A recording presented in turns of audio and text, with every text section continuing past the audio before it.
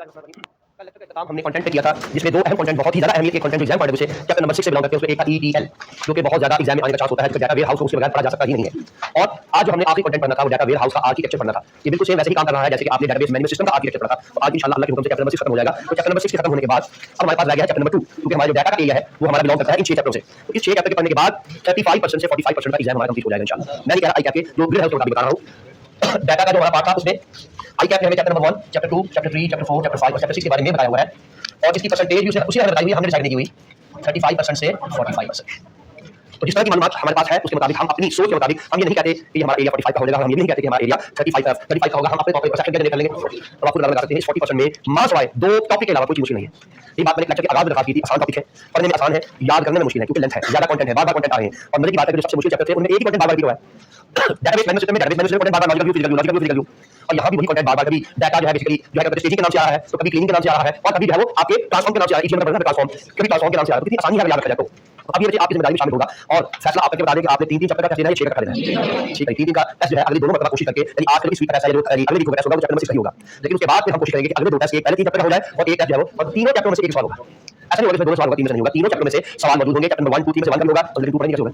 लेकिन पढ़ने के बाद चैप्टर 2 कंप्लीट करने के बाद करते हैं। ये बात हम उसके बाद करते हैं। उसमें रेंज मिला क्योंकि लॉन्ग बैच चैप्टर 2 हाथ में जो रेंज होगी चीज थी वहां होगा, अभी इसलिए इंतजार करेंगे। जी हां, अब देखिए डाटा वेयर हाउस स्कीमा क्या है। डाटा वेयर हाउस स्कीमा ये कहता है data warehouse internally data store कैसे करता है। सुनिए मेरी बात, डाटा वेयर हाउस स्कीमा से क्या मुराद है, how data is stored inside data warehouse. तो डाटा को स्टोर करने के मुख्तलिफ तरीके हैं इसके, उसके कुछ एडवांटेजेस, कुछ डिसएडवांटेजेस, कुछ वर्किंग, ये सब कुछ शामिल है इसमें। तो आज हम ये पढ़ने जा रहे हैं। हमारे आज के कोर्स का मेजर पार्ट ये है। मैंने कल बताया था, ये पढ़ के भी सुनाया था। There are 3 schemas, star, snowflake and galaxy. ये 3 मुख्तलिफ तरह के आपके पास स्कीमास है। तीनों के अंदर काम एक ही हो रहा है, अंदाज का फर्क हो रहा है और बहुत आसान जानते हैं, बिल्कुल किसी किस्म की कोई कॉम्प्लेक्सिटी इसमें शामिल नहीं है। और सबसे अहम तीन चीज, ये सवाल अप्लाई आ सकता है, इसलिए कि स्कीमा की इंफॉर्मेशन पैराग्राफ में देगा आपको टेबल में और आपसे पूछेगा कि इस वक्त ये कौन सी स्कीमा पे काम कर रहा है। तो सवाल क्या होगा, आइडेंटिफिकेशन एंड एक्सप्लेन। ये याद रखिएगा, सवाल से आएगा। आइडेंटिफाई से क्या मतलब है, ये वाला स्कीमा इस्तेमाल कर रहा है, वो आपने ढूंढ लिया, एक्सप्लेनेशन हो जाएगी। और आपने वो सही ढूंढ लिया, एक्सप्लेनेशन का एक्सप्लेनेशन नंबर कर देंगे और आइडेंटिफिकेशन नंबर मिल जाएंगे। और अगर दोनों बात इंशाल्लाह ठीक लिखेंगे तो मैक्सिमम मार्क्स आराम से हासिल कर सकते हैं। इसलिए लगता है the data warehouse schema define the logical organisation and structure of data. यहाँ स्ट्रक्चर डाटा की बात नहीं हुई, डाटा को रखने का जो स्ट्रक्चर की बात हुई है। उसमें अगर स्ट्रक्चर डाटा में हो यानी इसका फॉर्मेट, जिस अंदाज में डाटा रखा जाएगा उस अंदाज को स्कीमा कहते हैं। With a data warehouse serving as a blueprint for the data storage, यानी डाटा स्टोरेज आपके डाटा वेयर हाउस में कैसे है। एक बात बार-बार खास करके बता रहा हूं, कोई ये नहीं बता सकता कि डाटा किस हालत में स्टोर होगा, ये बात कोई नहीं बता सकता। लेकिन डाटा को एक खास अंदाज होता है हमारे पढ़ने का। हमें ये बात बताई थी आपको मैंने कि हमने कहा था रिलेशनल डेटाबेस में डाटा टेबल की शक्ल में होता है, ये सब पढ़ने की आदत है। प्रैक्टिकली क्या होता है नोबडी नोस, किसी को नहीं पता प्रैक्टिकली डाटा कैसे स्टोर होता है। ये मास वाइज जिसने आरडीबीएमएस खुद से बनाई है वो जानता है कि डाटा को किस तरतीब में रखा जाता है, या वो प्रोग्रामर जानता है जिसने डेटाबेस मैनेजमेंट सिस्टम की प्रोग्रामिंग सीखी हुई है। लेकिन वो भी जब लॉजिकल पेपर पर डिजाइन बनाता है तो पेपर पर डिजाइन बनाते वक्त वो भी नॉर्मलाइजेशन ही करता है, वो भी टेबल ही बनाता है, वो भी ईआरएम ही बनाता है, क्योंकि ये उसके प्रेजेंट करने का एक अंदाज है, उसको प्रेजेंट करने का एक तरीका है। फाइनल उसके अलावा relationship and retrieval. What is retrieval, data को दोबारा वापस कॉल करना, रीयूज। रीयूज पे इस्तेमाल होता है डाटा रिट्रीवल। एक्सपेक्टेड मतलब चीज, तो डाटा की रिट्रीवल होती है है ये कैसे होता है, कोई बात नहीं है, तो कैसे हो जाता है। अरे यही सबसे बड़ा प्रॉब्लम होता है कि या तो फॉर्मेट खुद टाइम बचता और माशाल्लाह दे दिया जाए टाइपिस्ट वगैरह को तो करते हैं, वो अपने पेपर तेजी से काम करते हैं। उन्हें यही पता है कि मैं रीड कर दिया, मैं याद कर दिया, ये बड़े काम होते हैं। ये पैराग्राफ मिलेगा, बाकी पूरी स्लाइड आप पसंद कर दूंगा। जैसे मेरी आदत है कि मैं लॉन्ग डायलॉग टाइम मिलेगा नहीं, कितने सुंदर मुख में हम लगा जीवन बिल्कुल खामोशी ऐसे कि आवाज ना निकले, बताइए ना दसो ना पता रहेगा। यानी वही काम है कि वो उससे पूछा जाए कि दिल्ली है, कबूतर दिल्ली का कहां से बदला है, उसके लिए मैं दिल्ली गई है, लेकिन उसको नहीं मालूम दिल्ली मौजूद है, उसको खाली गई है। तो वो जाहिर सी आपको बदलने का दसो ना पता लगेगा और नहीं पता उसको ये नहीं पता जाने आगे तो खाना पड़ेगा। Okay, they are crucial for the optimizing data for analytical queries and reporting, particularly in online analytical processing system. The most common type of schema in data warehouse are star, snowflake and galaxy. The key component of the data warehouse scheme, मैं आपके कागज में नहीं होगी तो sliding होगी ना, तो मैंने तो मेरे पास जो है मेरे पास वो डाटा है जो मैंने टाइप करके लिया हुआ है। आगे फॉर्मेटिंग होती है उसने की होती है, मैं तो लेके नहीं लेके आपको क्लास के बाद नहीं, मैं पहले फोटो में काम करता हूं मेरे पीडीएफ में नहीं आनी, यानी एंजॉय करना चाहिए कि सारा पीडीएफ मुझे थोड़ा सा लाइफ साइकिल लागत हाशिया में होना चाहिए, अब करना नहीं है पता लगा देता था। That is data that might be in any format. Ji, the key component of the data warehouse schemas. ये दो इंपॉर्टेंट चीजें हैं, इसको वैसे भी आपको याद होना चाहिए। वेयर हाउस डाटा को हमेशा दो हालतों में रखता है। एक इसका सेंटर टेबल होता है, कौन सा सेंटर टेबल, और एक होता है साइड टेबल। ठीक है, centre table start fact table है, फिर इसकी बात करें टेबल की बात करें तो ये टेबल है बेसिकली डाटा टेबल। तो एक सेंटर टेबल है और एक डायमेंशन टेबल है। The dimension table are around the centre table, dimension table are around the. क्या करता है, ये सब की हिफाजत करिए कि डाटा की एक पूरी लिस्ट इसके पास रहे। ये सेंटर में डाटा को मेंशन करता है, ये टेबल होता है फैक्ट, और इसके साथ फिर ये बाकियों को अपने साथ जोड़ देता है, बिल्कुल नेटवर्किंग की तरह, जिस तरह एक नेटवर्किंग का कांसेप्ट होता है। ये कौन सा टेबल है सारे, ये डायमेंशन टेबल है, ये डायमेंशन टेबल है। अब यकीन आपके सामने होगा कि मास्टर टेबल के अंदर सारी मास्टर इंफॉर्मेशन होगी। मैं आपको इसकी आसान मिसाल देता हूं, what is fact table and what is dimension table. Your ledgers are dimension table, your financial table is fact table. Fact table में सिर्फ आपकी स्टैंडर्ड मालूमात कंबाइन करके होती हैं, लेकिन उससे डाटा ज्यादा होता है। सारे लेजर्स डाटा कंबाइन होकर एक जगह मैनेज होता है। ये समझने के लिए एग्जाम में बात करिए, ये बात एग्जाम में समझने के लिए, ताकि समझ में आ जाए कि काम कैसे हुआ है। प्रैक्टिकली ऐसा नहीं है, प्रैक्टिकली दुनिया और है थोड़ी सी, समझने के लिए समझ में आ जाए कि काम कैसे हुआ है। तो फैक्ट टेबल में सारे टेबलों का मजमूआ होता है। फैक्ट टेबल में सारे टेबल्स का मजमूआ पड़ा होता है, ताकि अगर कोई चेक करना हो तो किसी भी डायमेंशन टेबल से मैनेज किया जा सके। डाटा की एक्सेस को तेज करने के लिए इस्तेमाल किया जाता है, डाटा की एक्सेस को तेज करने के लिए इस्तेमाल किया जाता है। जी आप सबसे पहले तो हमारे पास होता है store numerical measures and foreign key of the dimension tables and contain descriptive attribute that provide context to the fact. The data warehouse schema is the blueprint for how your data is structured before and linked usually with fact table for measurable table and the dimension table for descriptive attribute. ये दोबारा बता दिया उसने, ये major है कि सब चीजों को मेजर करके चेक कर ले आप, जबकि इनके अंदर आपके पास कोई कंप्लीट मालूमात है। आपको मालूम होगा कि दस एट्रीब्यूट क्वालिटी के लिए इस्तेमाल होता है, दस एट्रीब्यूट डिटेल के लिए इस्तेमाल होता है। तो attributes of the you can say table में पूरी की मालूमात एट्रीब्यूट याद रखना, टेबल के एट्रीब्यूट में एक एक कॉलम में अलग अलग मालूमात मौजूद है। बस चलिए, a solid schema means faster queries, smooth operation and more reliable insight. सबसे पहले जो स्कीमा हम पढ़ने जा रहे हैं उस स्कीमा का नाम है star. This is the true example, आपको याद करने की जरूरत नहीं है। ये स्टार नहीं है, ये स्टार नहीं है, स्टार स्टूडियो का नहीं। मैं असल बहुत पढ़ के बताता हूं तो मुझे बताना पड़ता है, क्योंकि बहुत जहीन बच्चा बड़े आराम से पता लगे एग्जाम में बाकी कुछ टीम बना गया है। सर आपने जो बनाया था वहां सारे स्टार आ गए हैं, आपने देखा वहां 8 आए थे, मैंने वो 8 याद रहे भाई। ये स्टार है, इसको स्टार कहते हैं, ये लिखा हुआ है। ओके प्लीज, दिस व्हाट, ये सेल का फैक्ट टेबल है, इसका सेल का फैक्ट टेबल, सेल की डेट्स अलग मेंशन हुई है, सेल में कौन कौन सी सेल है उसका टेबल अलग है, इसके अंदर कस्टमर की डायमेंशन अलग है, कौन कौन से कस्टमर ने सामान खरीदा है, कस्टमर की मालूमात अलग है, फिर प्रमोशन डायमेंशन किस किस प्रोडक्ट की प्रमोशन कर रही थी, और उसके साथ साथ सेल परसेंट होगा। ये भी क्या बात है, बहुत बात लिखी है, इसमें बहुत बातें मेंशन नहीं की गई, लेकिन समझाना एक मकसद था, आपसे एक खबर है, ये आपने जान बनाना है, जल्दी से बनाने के पास मैं तस्वीर नहीं देती, इसलिए आप काम नहीं करते, आप काम नहीं करते, टेबल वाले एग्जांपल देंगे आप ऐसे जाने दो। इनके एट्रीब्यूट अलग है आगे फर्दर, ये टेबल है, हां जी, इस टेबल में अलग एट्रीब्यूट है, और ये सेल टेबल एट्रीब्यूट नहीं है, सेल टेबल का डाटा उसके एट्रीब्यूट अलग होंगे। अभी मैंने बताया कि सबका कंसाइल होता है, सबका मजमूआ होता है टेबल, और ये एक डाटा वेयर हाउस में इस जैसे हजारों स्टार होते हैं, हर चीज का बताता है, हिस्टोरी का टेबल करता है, ये वजन भी है, फलादी की डेट की फलादी की डेट की सेल के बता कंटेंट बता देता है, ताकि अगर डेट वाइज सर्चिंग करना चाहे तो नंबर कैसे होए, ये इसलिए मेंशन करता है इस तरह से। ऐसे जैसे मिलेगा आपको, लेकिन मैंने कहा नेट पे आपने ढूंढनी है ना पढ़नी है, अल्लाह करे आपके मोबाइल में आ भी गई तो आप उसको खोलना नहीं, हवाला लगे, इसलिए मैंने कहा अपने हाथ से लिख लो, हाथ से लिखोगे ना तो इंशाल्लाह याद रह जाएगी। जी बात हवाला जाती है,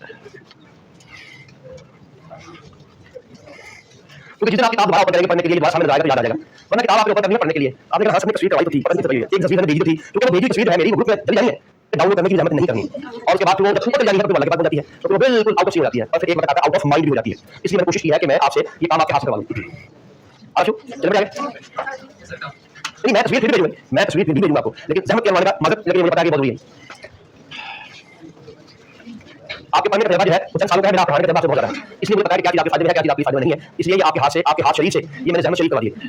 हो गया आई ना स्टार्ट करने के बाद जो हाथ में आना चाहिए, बल्कि मैं हाथ में रखना आगे पता लगे कि किसी भी आ सकता है यहाँ के अंदर से बाहर। या मैंने ये सुना आपको याद है, एट्रीब्यूट्स हैं आगे टेबल में वही तो आपको एट्रीब्यूट दिखाए गए हैं, आप देखिए हर चीज में मेंशन है। लगाओ करें, उसने कहा था यहाँ सारे के सारे फॉर्म की होंगी, ये कहां से आई आइटम की, यहाँ आइटम की एक जगह होगी, आइटम की कई जगह होगी, क्योंकि ये सेंटर टेबल है ना। उसके बाद ये क्या होगी, लोकेशन की, कितने लोकेशन की, लोकेशन की यहाँ पे मौजूद है, इसी तरह यहाँ पे आपके पास टाइम की है, यहाँ पे आपके पास टाइम की यहाँ पे मौजूद है, तो हर जगह से जो जो डाटा आना है उसको एक सेंटर प्लेस पे आपको मालूम है कि सेंटर टेबल बनाने का मकसद होता है, बाकी टेबल से डाटा एक बार लिया है और सेंटर डाटा में डाटा बार-बार डुप्लीकेट होता है।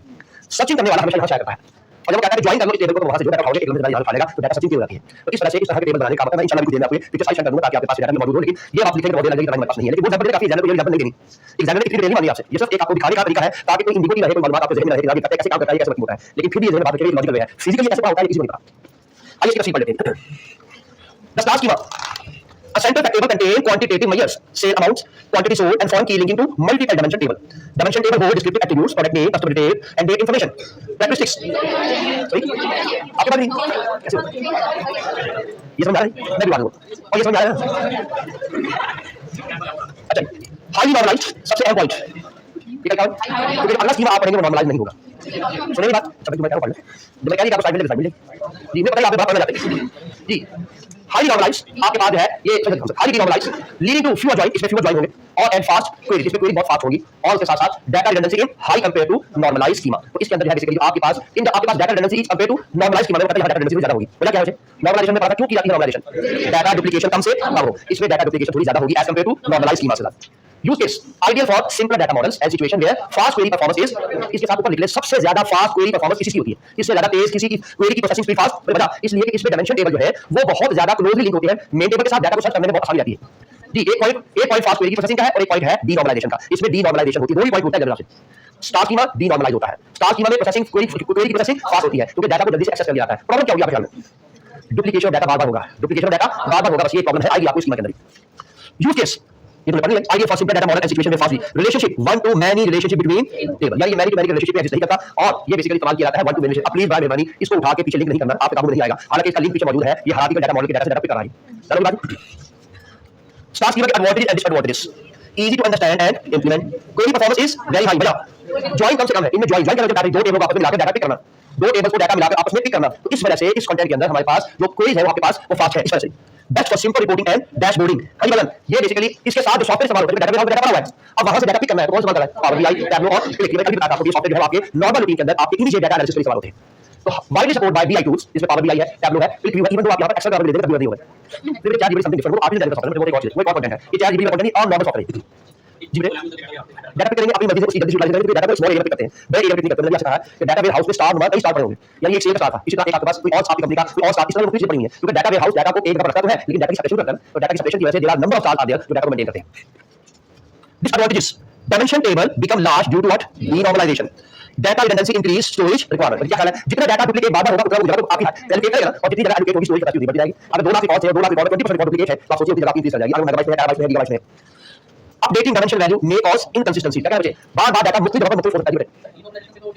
ये डीनॉर्मलाइजेशन टेबल का नहीं बनते, एक टेबल में रिकॉर्ड नंबर रिकॉर्ड बढ़ जाते हैं। याद कीजिए जब हमने डीनॉर्मलाइजेशन की थी तो हमारे पास अल्टीमेटली क्या था, एक बड़ा टेबल था, उस बड़े टेबल को 4 छोटे-छोटे टेबल में स्प्लिट किया था डाटा डुप्लीकेशन के लिए, और छोटे टेबल के अंदर जो है वो डाटा एक पर लिखा जा रहा था और उस बड़ा टेबल था उसमें डाटा सिर्फ उनकी कीज बार-बार डुप्लीकेट हुई थी, क्योंकि मैंने टेबल छोटे होते हैं। जैसे हमने कस्टमर के टेबल में कस्टमर का आईडी, कस्टमर का नेम रखा हुआ है, लेकिन आप अपनी डायरेक्ट कस्टमर का टेबल बनाएंगे ना तो कस्टमर का नेम, कस्टमर का एड्रेस, कस्टमर का फोन नंबर, कस्टमर का ईमेल और मेरे पास इतना ही होती है, भाई साहब नहीं करता। लेकिन प्रैक्टिकली जब आप काम करेंगे तो एक कस्टमर के टेबल में डायमेंशन टेबल से आपके जो चाइल्ड टेबल से कहीं ज्यादा फील होती है। चाइल्ड टेबल में सूट 4-5 फील होती है, यानी वही डाटा बार-बार रिपीट होगा, ईमेल नंबर बार-बार रिपीट होगा, नेम बार-बार रिपीट होगा, फोन नंबर बार-बार रिपीट होगा, कस्टमर की रेफरेंस ज्यादा रिपीट होगा। ये ऑनलाइन कस्टमर है, फिजिकल कस्टमर है, वो रिपीट होगा, डाटा से लेना पड़ेगा।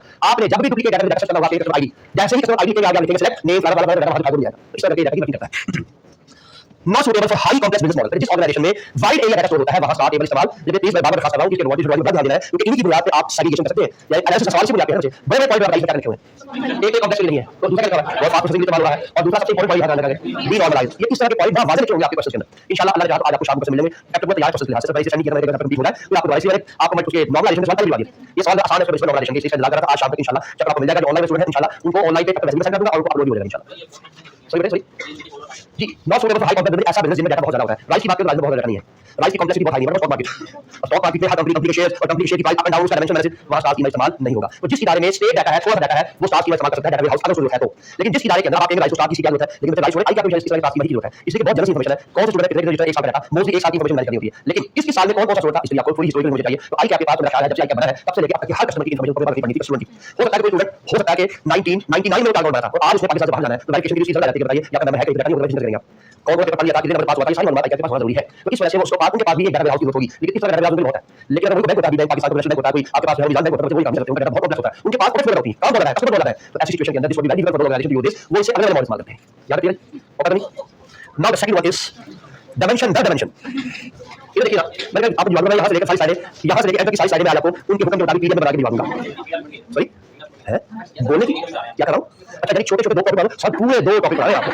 तो ये देखना कि टॉपिक में मैंने स्लाइड में 2 3 रहा हूं, लेकिन नंबर याद किया है सर, नंबर 2 नंबर 3 ये नहीं पाया गया। हालांकि अल्हम्दुलिल्लाह कल पाया था वो पिछले वाले कॉन्टेस्ट से थोड़ा सा, लेकिन वो 2 से वो 1 था। मुझे आपकी बात समझ में आ गया कि एक साहब ने उसको कहा कि यार ऐसे तेरे कार्ड की हुई है, तेरे खेती वाला की बना क्यों है यार, पता याद को दर्शक की मैं ते बदले ते चोट भी डाल दूंगा ने, तो आदमी ये बात कर रहे हैं यानी वो उसका भाई बोल रहे थे और चोट डाली, लेकिन फिर बात करने का अंदाज मैं ते बदले चोट भी डाल दो डाले बाद में चली जाती है। Okay second one is the Snowflake. Snowflake में एक नया काम है। स्नोफ्लेक के अंदर फैक्ट टेबल के साथ डायमेंशन टेबल और डायमेंशन टेबल के भी आगे डायमेंशन टेबल है। Multi dimensional multi layer dimension tables क्या काम है? मल्टी लेयर डायमेंशन टेबल यहां पर जो है ये बता रहा हूं मैं, इसकी तस्वीर देख लीजिए, इसके टेबल से बनते हैं। ये फैक्ट टेबल है, इस फैक्ट टेबल में इन 4 टेबल की आईडी पड़ी है, ये देखिएगा यहां पर आपके पास कस्टमर आईडी, यहां पर आपके पास अगेन कस्टमर की आईडी यहां पर मौजूद है।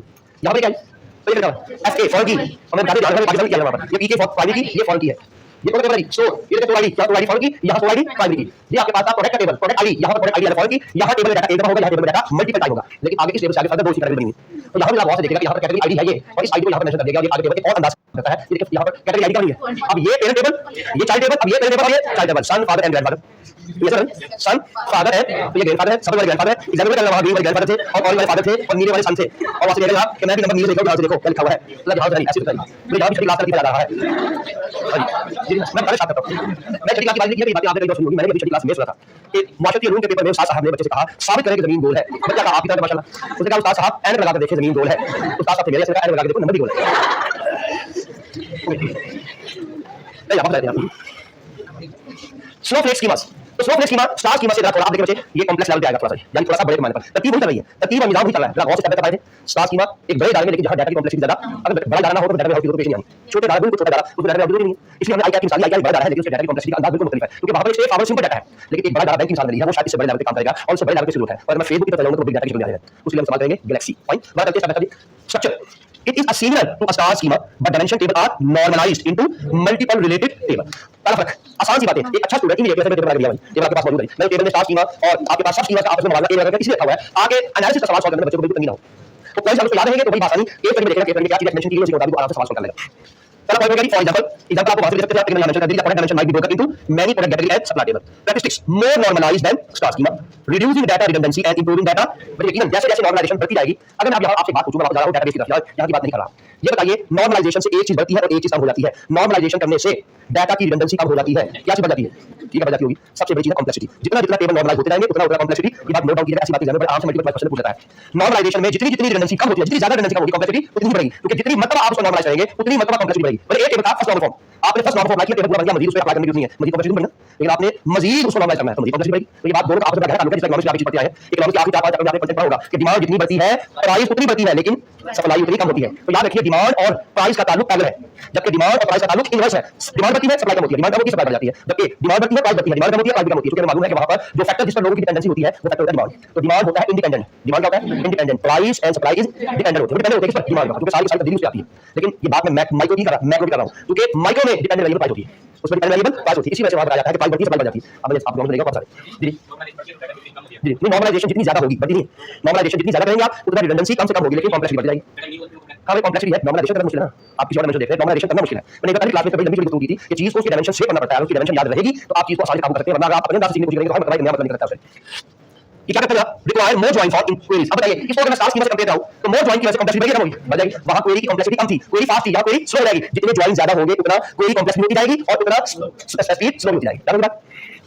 Potentially impacting performance is use case suitable when dimension table is complex and need to be highly organized when storage efficiency is key concern। अब कह रहा है डाटा मजबूरी है, स्टोर भी करना है, डाटा क्या है? मजबूरी है, लिखा है स्टोरेज एफिशिएंसी इज की कंसर्न, और डाटा चाहिए भी तो क्या करें? इसलिए ऐसी सूरत में स्नोफ्लेक जो है हमें इस्तेमाल करना पड़ता है डाटा की वर्किंग के लिहाज से। एडवांटेज एंड डिसएडवांटेजेस आप तस्वीर देखिए, आगे तो भाई ये तीसरी स्लाइड पर है, टोटल तीसरी स्लाइड पर है, मुझे लगता है कि मैं तस्वीर दिखा दी आपको, मुझे खाली बना दिया आपको। एडवांटेज सेव स्टोरेज स्पेस, मतलब क्यों? रिडंडेंसी डाटा कम है ना, तो स्टार स्कीमा की वजह से, और स्टार स्कीमा में डीनॉर्मलाइजेशन की वजह से स्टोरेज बढ़ रही थी, यहां रिडंडेंसी कम है तो स्टार स्कीमा के मुकाबले में थोड़ी स्टोरेज कम होगी। यानी क्या हुआ? No repeated value in dimension table, better data consistency, जितनी नॉर्मलाइजेशन बढ़ती है कंसिस्टेंसी उतनी बढ़ती है, क्योंकि टेबल का टेबल से लिंक जो है वो तक सिमिलरिटी नहीं होगी। अगर मैं एक टेबल में ये नाम है स्टूडेंट आईडी और दूसरे टेबल में है एसटी आईडी, ये टेबल कभी आपस में मिल सकते हैं, जितना मर्जी टेबल लगा ले, ये टेबल कभी आपस में नहीं मिल सकते। तो ये टेबल आपस में तभी मिल सकती है जब दोनों के आइडेंटिफायर का नाम, तो यही कंसिस्टेंसी है। और हमें मालूम है कि हर एक कॉलम के अंदर भी उसी तरह का डाटा मेंशन होता है जो डाटा एक मतलब मेंशन कर दिया जाता है। अगर मैंने यहां मेंशन कर दिया है कि यहां न्यूमेरिकल डाटा होगा तो न्यूमेरिकल यूनिवर्स में डाटा आ सकता ही नहीं है। Store complex business hierarchy, product category department में आपको दिखाया जाएगा। डिसएडवांटेज क्वेरी इज स्लो, इसकी क्वेरी स्लो होती है। क्यों भाई? ये आगे लिख दिया है, ये बात मैंने बता दी थी। तो बच्चे कुछ बातें ऐसी होती हैं तो पढ़ने की जरूरत नहीं होती, उनके मेन कंटेंट एक बार आपने पढ़ लिया हो ना तो उसको आगे मैनिपुलेट करना मजीद आसान हो जाता है। Schema is harder to understand of non technical user. बच्चे एक बात याद रखिए, क्योंकि ये जो आपके सामने मैंने आपको डायग्राम बनाई थी, अगर एक बंदा जो है बिल्कुल लेमैन है तो इसमें काम नहीं समझ में, एक छोटा सा प्रोग्राम है वो स्टार स्कीमा काम कर सकता है, लेकिन आपको दिखाने के लिए मैंने टेबल बनाया, वरना ये टेबल हजारों के होते हैं, कम से कम हजारों के करने, तो इतने सारे टेबल को खेलना एक आम प्रोग्राम की बस की बात नहीं होती। और फिर मैं बैक कर रहा हूं जी। उसके अलावा ETL मोर कॉम्प्लेक्स, ETL में सबसे मुश्किल काम होगा ये भाई, लो इतना कॉम्प्लेक्स नहीं होगा।